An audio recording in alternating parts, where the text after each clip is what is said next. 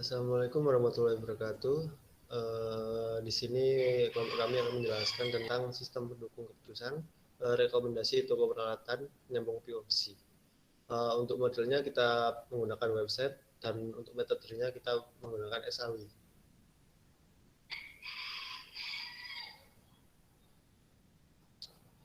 Untuk selanjutnya yaitu tujuan dan output.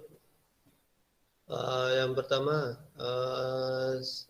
untuk tujuannya, sistem ini bertujuan untuk memudahkan calon pembeli untuk menemukan toko peralatan penyambung POC terbaik.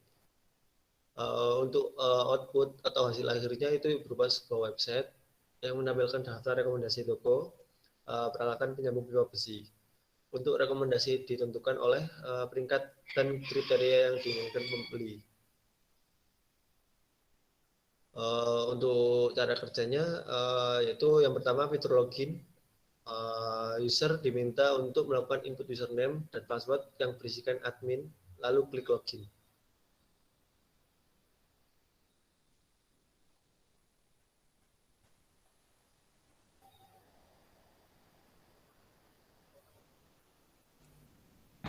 Untuk selanjutnya ini ada cara kerja di mana di sini kita ada beberapa menu, yaitu termasuk menu barang. Nah, di menu barang ini pertama-tama user memilih barang yang akan dibeli seperti pipa air, beton, kawat, las, dan lain-lain.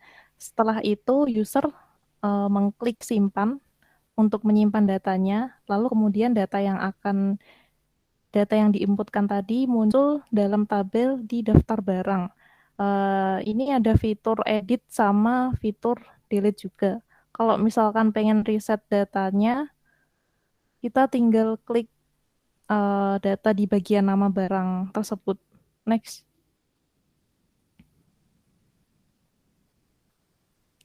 Ini menu toko.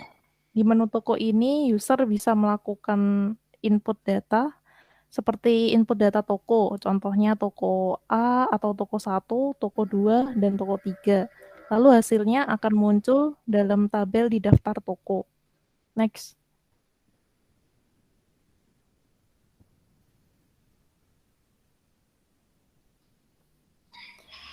Ini adalah menu kriteria. Jadi di menu kriteria ini tuh seperti kategori. Nanti ketika kita ingin memasukkan kriteria seperti kriteria spesifikasi, harga, ataupun tempat, kita perlu mengklik kotak dialog ya ini yang namanya nama kriteria, kita inputkan di situ, lalu nanti kita inputkan sifat kriteria, misalkan kriteria benefit atau cost. Kalau tadi kan kriterianya spesifikasi itu sifatnya benefit, lalu harga pastinya cost. Lalu setelah itu nanti kita klik simpan, dan hasilnya akan muncul dalam tabel di daftar kriteria. Next.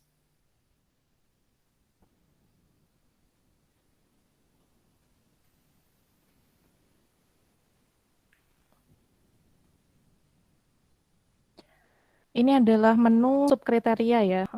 Jadi menu subkriteria ini termasuk submenunya dari kriteria yang tadi. Di sini dijelaskan, misalkan tadi kan kriteria spesifikasi. Itu kita bisa set nilainya. Misalkan spesifikasi itu nilainya 1. Kalau spesifikasi nilainya 1 itu keterangannya rendah. Nah, terus nanti kalau misalkan spesifikasinya nilainya 2, itu cukup. Begitu pula seterusnya. Untuk kriteria harga pun juga seperti itu. Misalkan nilai harganya itu 1, berarti mahal. Next.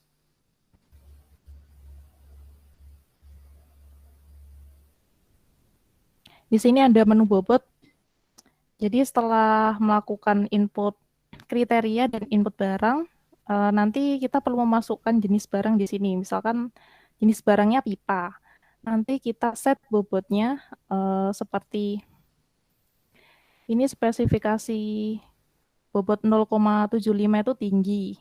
Terus nanti harganya itu nilainya 1, berarti sangat tinggi. Terus nanti kalau tempat nilainya 0,5 itu sama dengan jaraknya lumayan lah. Terus nanti setelah kita melakukan input data tersebut, nanti datanya akan muncul di tabel daftar bobot seperti berikut ini. Next.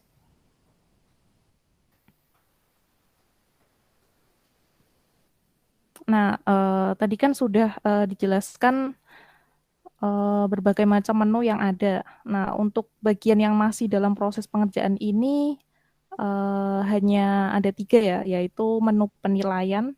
Ini menu penilaian itu tuh berisi pemberian nilai pada tiap toko. Jadi misalkan tadi kan toko 1, 2, 3. Toko 1, 2, 3 nanti misalkan penilaian spesifikasi apa ya? Spesifikasinya itu misalkan rendah gitu kan. Berarti kalau rendah 1. Terus kalau di toko 1 itu tuh misalkan harganya mahal. Berarti kita perlu nilai 1 seperti itu. Untuk menu hasilnya ini berisi hasil perhitungan dari yang sudah kita input tadi, nanti muncul rekomendasi lebih baik. Misalkan toko 1 atau toko 2 yang menjual peralatan terbaik untuk calon pembeli. Untuk fitur print ini bisa fitur print hasil tadi ya, yang berupa file PDF. Jadi nanti bisa dicetak juga. Ini masih dalam proses pengerjaan juga. Oke, sekian presentasi dari kelompok kami. Kurang lebihnya mohon maaf. Wassalamualaikum warahmatullahi wabarakatuh.